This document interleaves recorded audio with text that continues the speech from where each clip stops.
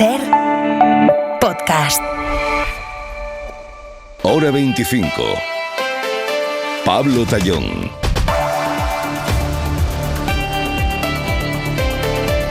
Pedro Sánchez defiende el envío de tropas españolas a Ucrania, eso sí, cuando llegue la paz. El presidente del gobierno acaba de anunciar que a partir del lunes se va a reunir con los grupos parlamentarios para abordar este debate. Y esto supone un giro de guión, porque hasta ahora Moncloa tiraba pelotas fuera cuando se le preguntaba por esta cuestión, decía que era prematuro hablar de ello, pero ahora entra de lleno en el debate ante la posibilidad de que la ansiada paz llegue ya este 2026.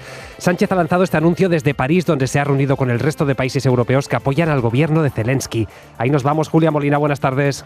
Buenas tardes. Sánchez defiende que España debe participar activamente en la reconstrucción de Ucrania y por eso abre la puerta a un asunto que hasta ahora había evitado: enviar tropas a Ucrania para garantizar la paz, aunque insiste en que se hará cuando acabe la guerra.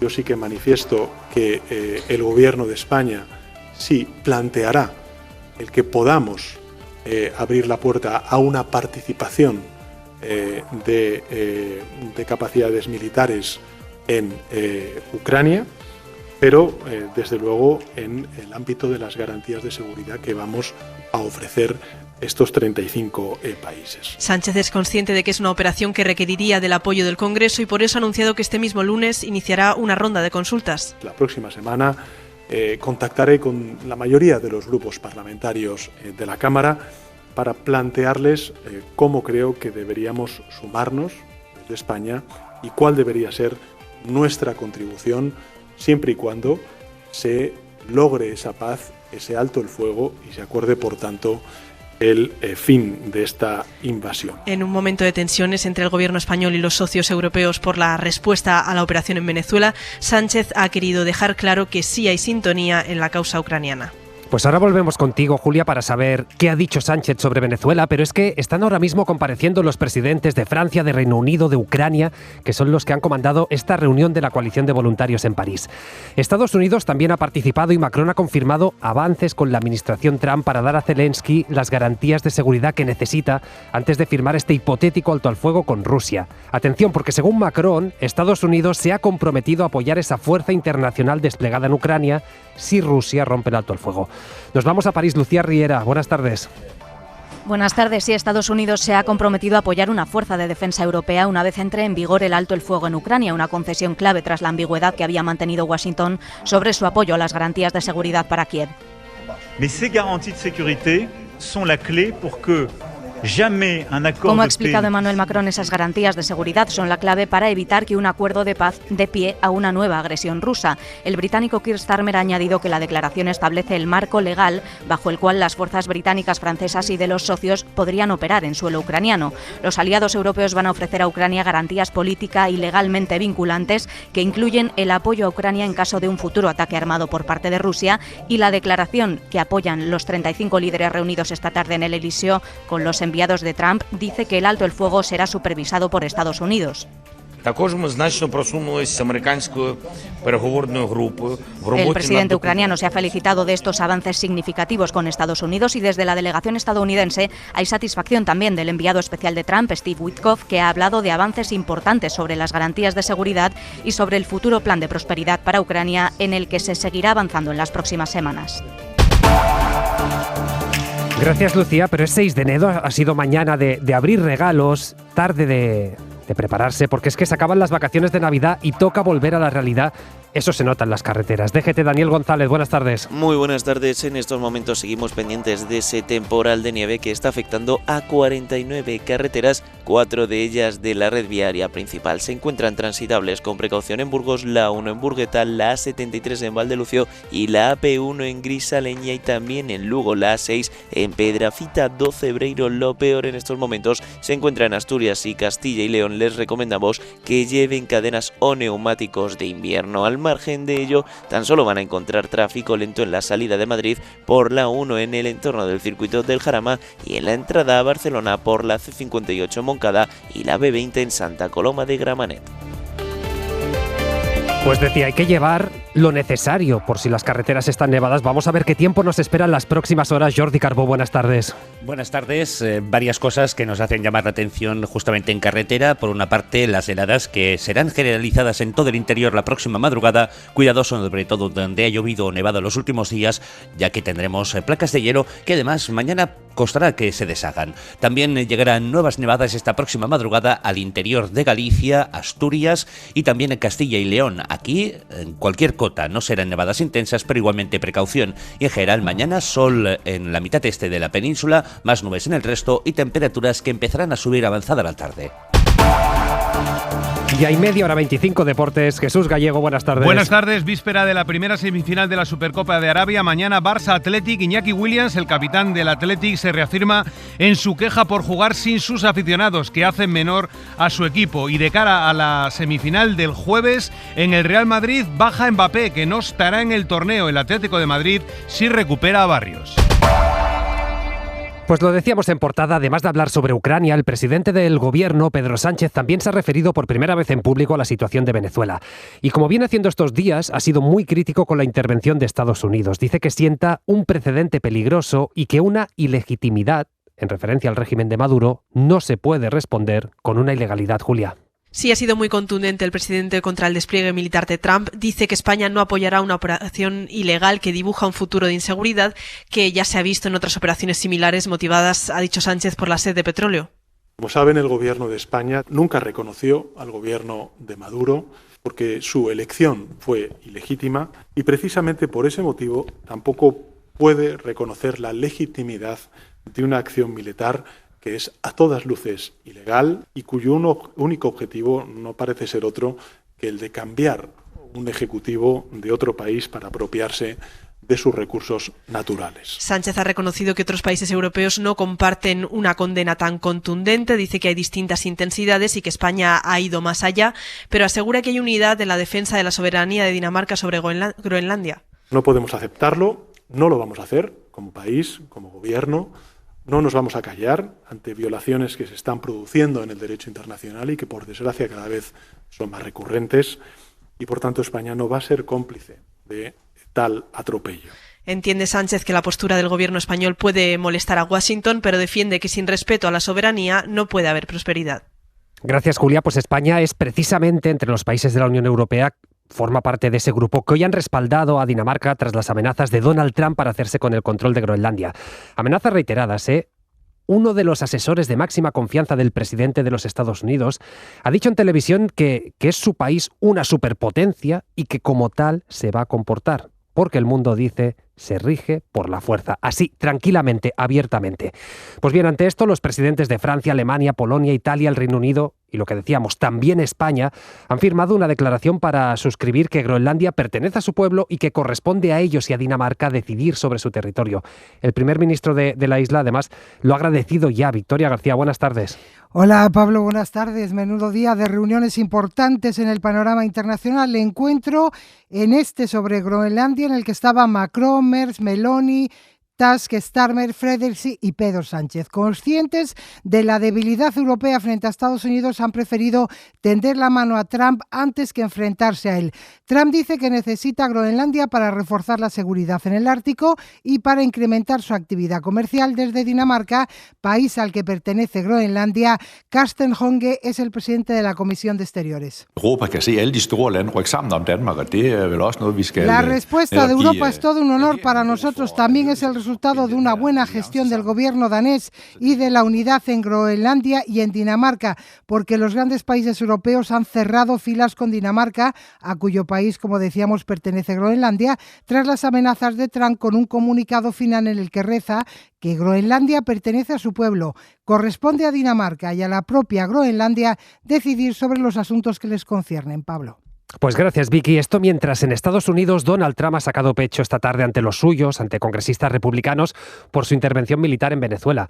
Ha dicho que el éxito ha sido enorme y se ha burlado de Nicolás Maduro todo lo que ha podido. De hecho, estaba pletórico el presidente. Vamos hasta Washington. Sara Canals, buenas tardes.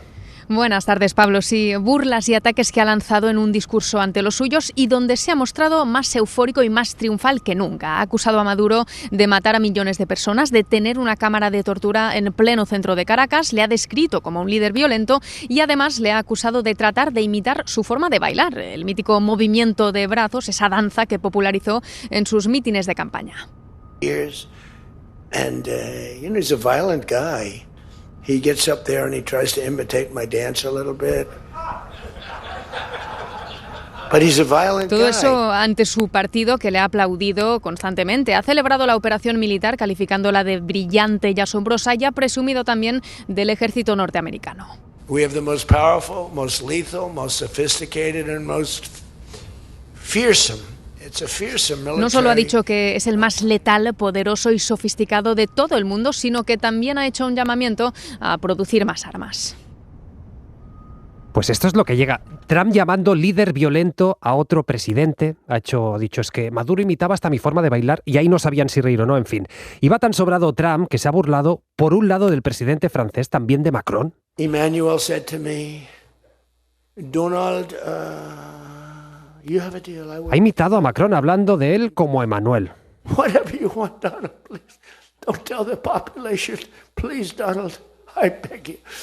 Y riéndose porque según él le decía, lo que quieras, Donald, por favor, será un honor servirte. Esto hablando de una negociación con Francia sobre el precio de los medicamentos. Pero es que también se ha reído de los manifestantes pro-venezolanos en ciudades como Nueva York. Where did they find these people? They are the worst looking people I've ever seen. Y lo que dice es que son los más feos que ha visto en su vida. En fin, hoy cuenta la prensa estadounidense que fue la CIA la que aconsejó que una vez capturado Maduro se dejara en el poder a Delcy Rodríguez, la actual presidenta, por el riesgo de que María Corina Machado no pudiera controlar al ejército. Esto es lo que está pasando ahí sobre el terreno en Venezuela. La Fiscalía va a investigar las decenas de muertes que dicen provocó el ataque de Estados Unidos del pasado sábado, que acabó con la captura de Maduro. Esto lo ha anunciado el fiscal general, que eso sí, no ha concretado de cuántos muertos estamos hablando. Hasta ahora Cuba ha informado del fallecimiento de 32 de sus militares, todos ellos del equipo de seguridad de Maduro, pero fuentes del gobierno venezolano revelaron al New York Times que el ataque terminó con 80 fallecidos. En todo caso, 3 fiscales lo van a investigar ahora por la vía penal. Enviado especial, Nicolás Castellano, buenas tardes. Hola Pablo, ¿qué tal? Buenas tardes. Sí, el fiscal general de Venezuela, Tarek William Saab, ha sido el encargado de anunciar esta investigación que será coordinada por 3 de sus fiscales para investigar, dice, las posibles consecuencias penales del asalto de Estados Unidos a la residencia de Nicolás Maduro y que según algunos medios venezolanos pudo causar también entre 80 y 100 muertos, de los que Cuba ha reconocido 32 bajas de sus soldados que protegían al hasta ahora presidente venezolano. Un ataque de las tropas de élite de Trump que Saab ha comparado con lo que hizo el Imperio Español. Apenas 72 horas después de estos criminales hechos que no habían ocurrido en nuestro país, sino luego del ataque del Imperio Español hace 200 años. El fiscal general considera que Estados Unidos debe ser juzgado por violar la impunidad de un jefe de Estado como Maduro. La operación militar que se ejecutó, ataques ante el territorio nacional sin una declaración previa de guerra ni resolución del Consejo de Seguridad de la ONU, constituye una agresión armada ilegal de carácter terrorista. Mientras a este lado de la frontera, la canciller colombiana ha respondido hoy a las amenazas de Trump contra el presidente Petro. Dice que el ejército colombiano está preparado para responder. Sobre la posibilidad de una agresión a nuestro país por parte de Estados Unidos, también hemos sido claros y está en el orden internacional que la defensa de nuestra soberanía. Para eso tenemos un ejército muy capacitado, muy preparado. En las primeras 24 horas de Delcy Rodríguez como presidenta encargada de Venezuela, de momento no se ha celebrado ningún acto público. Sí, Diosdado Cabello, el otro hombre fuerte del chavismo, que dice que la revolución bolivariana sigue firme y vigente. Gracias, Nico. Y sin hablar directamente de Venezuela, el rey Felipe VI sí ha defendido hoy ante los militares españoles un orden internacional basado en reglas. Lo ha dicho durante la Pascua Militar ante la cúpula de los 3 ejércitos y de la Guardia Civil.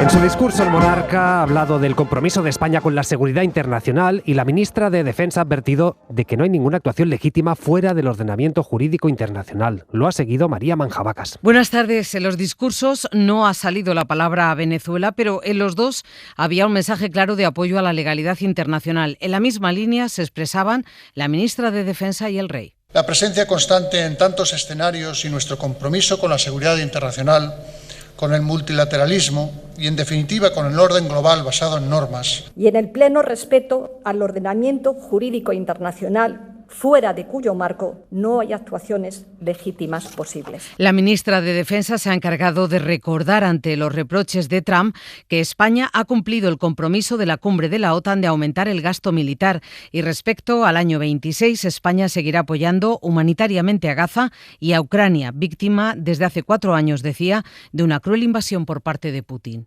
Pues el presidente del gobierno no ha estado en ese acto al participar presencialmente en la reunión de líderes europeos en París con la que hemos abierto este informativo, algo que, por cierto, a Feijóo le ha parecido un desplante. Considera que Sánchez tendría que haber priorizado el acompañar al rey antes que asistir a esta cumbre con los aliados europeos. Dice esto a pesar del momento internacional que está atravesando el mundo.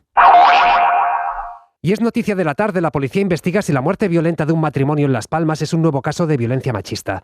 Ella tenía 43 años, él 35, y en el sistema de protección de víctimas Biogen consta una denuncia de la mujer contra el hombre que acabó archivada.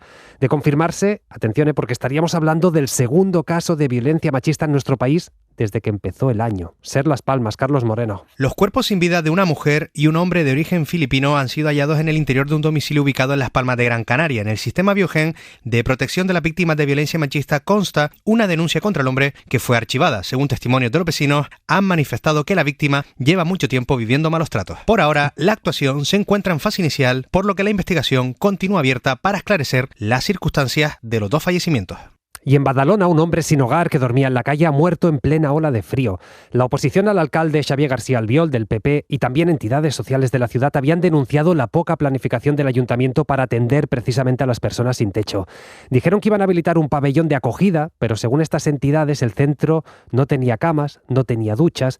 En fin, esto ocurre semanas después de que Albiol desalojara 400 personas de un instituto abandonado, 400 personas de las cuales unas 40 siguen tiradas en la calle. Radio Barcelona, Martí Oliver. La víctima es un hombre de mediana edad que se había instalado en la entrada de un aparcamiento de Badalona. Le ha encontrado un vecino que estos últimos días le había estado ayudando y que le traía un plato de sopa caliente. Cuando han llegado los servicios de emergencias, solo han podido certificar que había fallecido. Ahora un forense tendrá que determinar si la causa de la muerte ha sido el frío. El caso lo ha denunciado la edil de los Comuns, Aida Llaurado, que en declaraciones a la SER ha cargado contra el ayuntamiento de Xavier García Albiol. Aun teniendo superávit, se ha negado a hacer una operación invierno como hemos pedido desde noviembre. No tenemos ninguna información sobre un supuesto dispositivo de solo 15 plazas y ayer no había ni cama. Oposición y servicios sociales habían criticado a Albiol por habilitar un pabellón de acogida de tan solo 20 personas que la primera noche no tenía ni camas ni duchas. Esta pasada noche solo han dormido allí 3 personas. Y mientras tanto, Pablo, en la calle siguen unos 40 desalojados del antiguo Instituto B9 a la espera de una solución. Y en Indonesia, las autoridades han localizado hoy el tercer cadáver de la familia española desaparecida tras el naufragio de un barco en el que viajaban durante sus vacaciones. Se trata de uno de los niños cuyo cuerpo ha sido rescatado a unos 14 kilómetros del lugar del accidente. Alejandro Becerra. El pasado 26 de diciembre el barco se hundió en aguas del Parque Nacional de Komodo, uno de los más populares y turísticos del país. Desaparecieron 3 menores y un adulto de la misma familia. Ahora la policía de Indonesia ha encontrado el cadáver de uno de los pequeños que todavía faltaban por localizar, de 9 y 10 años. Uno de ellos es el hijo de Fernando Martín, exfutbolista y entrenador del equipo femenino B del Valencia, también víctima mortal del naufragio y cuyo cuerpo ya fue recuperado hace unos días. El otro menor todavía desaparecido es hijo de Andrea Otuño, que fue rescatada junto a una de sus hijas, ambas supervivientes de la tragedia. Junto al cadáver de Martín recuperaron el cuerpo de otra hija de Otuño. La última víctima ha sido encontrada junto al casco del barco que se hundió. Las autoridades de Indonesia investigan ahora si un fallo del motor dejó la nave a merced de las olas y eso provocó su naufragio. El operativo de búsqueda del último menor continúa después de 12 días desde la tragedia. Y a falta de confirmación oficial, Italia va a votar sí al acuerdo entre la Unión Europea y Mercosur, según cuenta una fuente comunitaria, la agencia Reuters. La Comisión Europea ha estado poniendo algunas salvaguardas para proteger a los agricultores europeos y eso habría servido para que el gobierno de Giorgia Meloni cambie su posición. Esto sería relevante, porque con el sí de Meloni el acuerdo podría salir adelante aunque Francia se siguiera oponiendo. Mañana hay reunión de ministros de Agricultura en Bruselas y ahí nos vamos con nuestro corresponsal Enrique García Pozo. La presidenta de la Comisión ha propuesto adelantar algunos de los fondos agrícolas del próximo marco financiero plurianual, una medida que pretende aplacar las críticas del sector y atraer al gobierno de Giorgia Meloni, que a finales de diciembre se unía a Francia permitiendo una minoría de bloqueo que hizo descarrilar la firma del acuerdo con Mercosur. El comisario de Agricultura ha citado mañana en Bruselas a los ministros del ramo para hablar de la propuesta y del presupuesto agrícola. Si hay avances, el acuerdo se votaría a finales de semana y la próxima la presidenta von der Leyen podría ya así viajar a Paraguay y firmar el acuerdo con Mercosur. Venga, y volvemos a Washington. Sara Canalsola de nuevo. Hola, ¿qué tal? Porque es 6 de enero, han pasado 5 años del asalto al Capitolio alentado por Trump para torpedear la victoria electoral de Biden y lejos de separarse de aquello, de marcar distancias, hoy el presidente se ha arremetido contra quienes lo investigaron en su momento, ¿eh?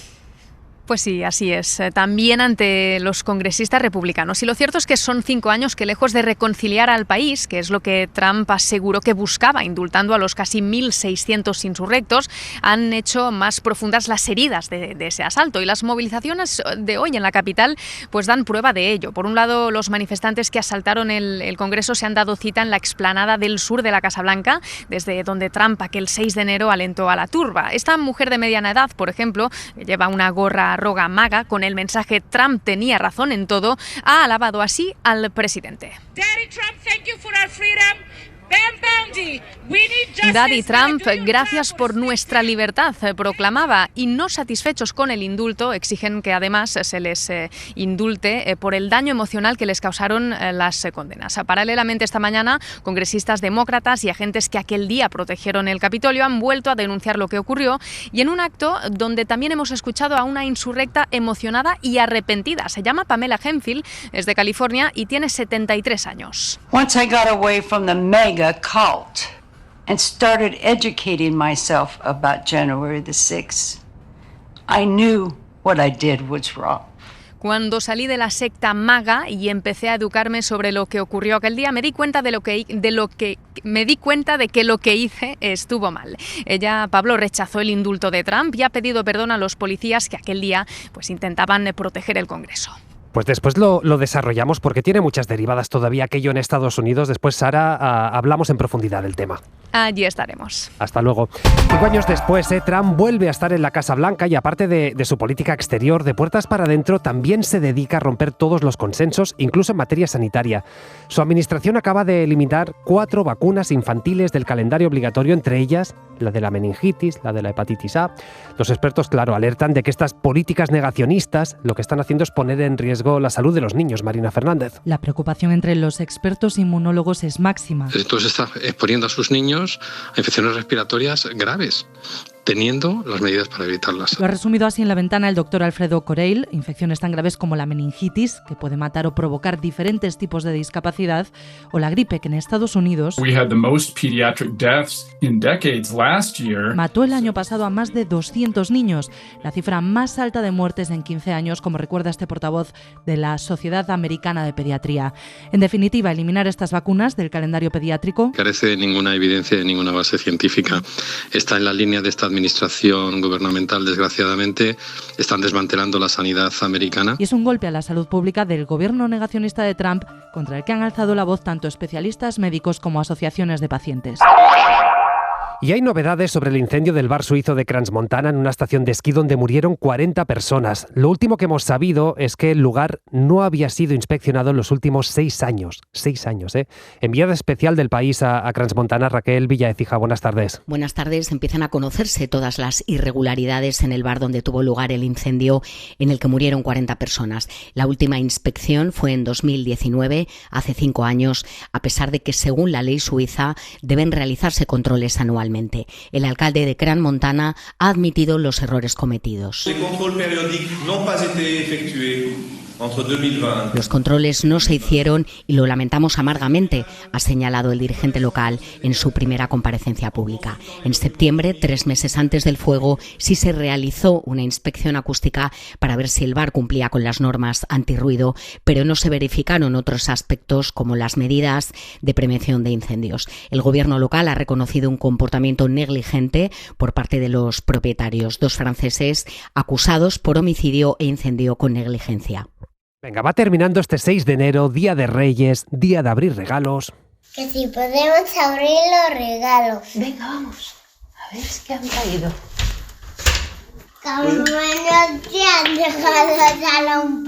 Hoy hay muchos niños afortunados y algún adulto también, con suerte, pocos, en el día de la Lotería del Niño. El 0, el 6, el 7, el 0, el 3, 6.703. Pues este es el primer premio dotado con 200.000 euros. El 10º premio, muy repartido, ha caído incluso en localidades afectadas por la Dana, por ejemplo, Alfafar o Xirivella. Mariola Lourido, buenas tardes. El niño más grande también ha llevado la alegría a otras zonas destrozadas por la Dana, como Paiporta, Quart de Poblet o Manises. Después de todo lo que han pasado, hoy a brindar en Valencia.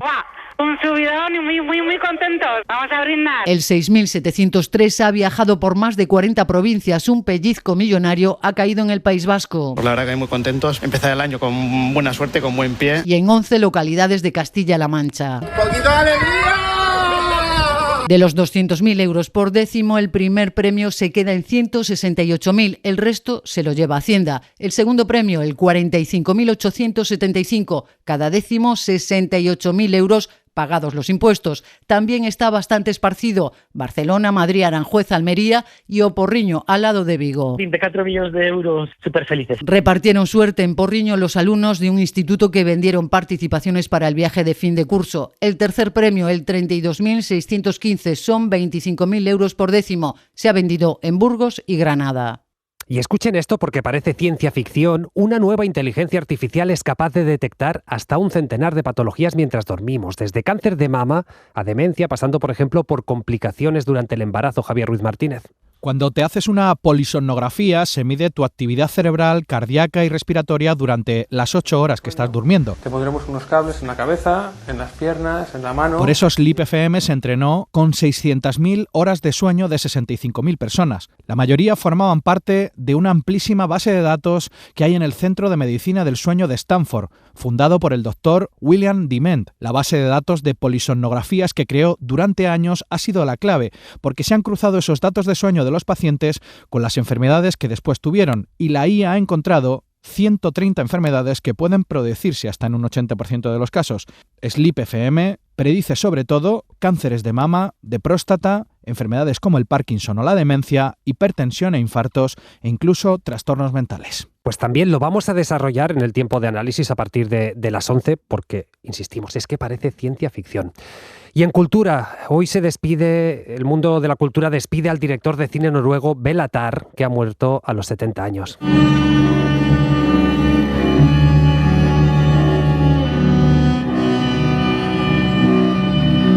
Él dirigió clásicos como El caballo de Turín o Santa Tango. Era una de las figuras centrales del cine contemporáneo europeo, con su estilo de autor más radical, conocido por sus películas en blanco y negro. Pepa Blanes. Béla Tarr se convirtió en un referente del cine europeo gracias a un estilo propio reconocible, lleno de grandes planos secuencia en blanco y negro. El suyo era un cine radical, autoral, que no se adecuaba a normas o a modas, como queda reflejado en sus títulos más celebrados, como El caballo de Turín o Santa Tango.